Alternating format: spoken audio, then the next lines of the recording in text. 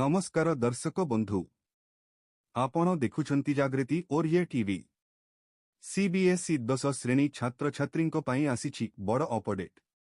जून रु खोलिब evaluation portal किभली करिबे ply ओ कोन रहिछि नुआ नियम आसंतु जानिबा आजिरो एही भिडियोरे। केंद्रीय माध्यमिक शिक्षा बोर्ड सीबीएसई द्वादश श्रेणी लास खाता पुनमूल्यांकन पई एक गुरुत्वपूर्ण विज्ञप्ति प्रकाश पाइछि। पूर्वरु एही प्रक्रिया में तारीखरु आरंभ हेबाकु थिबा बेले वर्तमान एही आवेदन पोर्टाल जूनरु लाइव हेबो बोली बोर्ड स्पष्ट करिछि। स्वच्छता एवं वैषयिक त्रुटिशून्य प्रक्रिया सुनिश्चित करिबा पई एही निष्पत्ति निया जाइछि। छात्र छात्री माने निम्नलिखित पदक्षेपगुड़िकु अनुसरण करी ऑनलाइन रे आवेदन करि परिबे।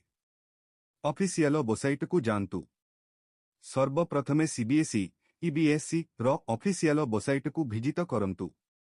सेक्शन चयन करंतु। होम पेज रे थिबा पोस्ट रिजल्ट सर्विसेज किंबा वेरिफिकेशन एंड रीइवैल्यूएशन सेक्शन उपरे क्लिक करंतु। लॉगिन करंतु। आपणकर रोल नंबर एवं एडमिट कार्ड आईडी दे लॉगिन करंतु। तेबे केवल सेही छात्र छात्री माने आवेदन करि परिबे जेउ माने पूर्वरु निज उत्तर खातार स्कान कॉपी फोटोकॉपी पई आवेदन करि सारिछंती। आवेदन प्रकार ओ विषय बाछंतु। आपण मार्क वेरिफिकेशन किंबा रिवैल्यूएशन केउटी चाहुछंती ताहा बाछंतु। एहा परे संपृक्त विषय एवं जेउ प्रश्न गुड़िकर समीक्षा चाहुछंती सेही निर्दिष्ट प्रश्न नंबर गुड़िकु सिलेक्ट करंतु। फीस पैठ ओ सबमिट समस्त सूचना जांच करिबा परे निर्धारित फीस ऑनलाइन माध्यमरे पेमेंट करंतु। एप्लिकेशन सबमिट करिबा परे कन्फर्मेशन पेजरु डाउनलोड करी निज पाखरे सुरक्षित रखंतु। सहायता पाई जोगाजोग।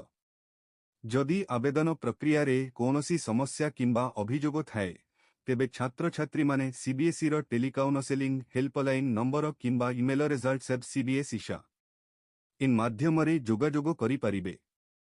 एतिकी थिला आजिरो बड़ खबर। वीडियो भलो लागिथिले लाइक और शेयर करंतु।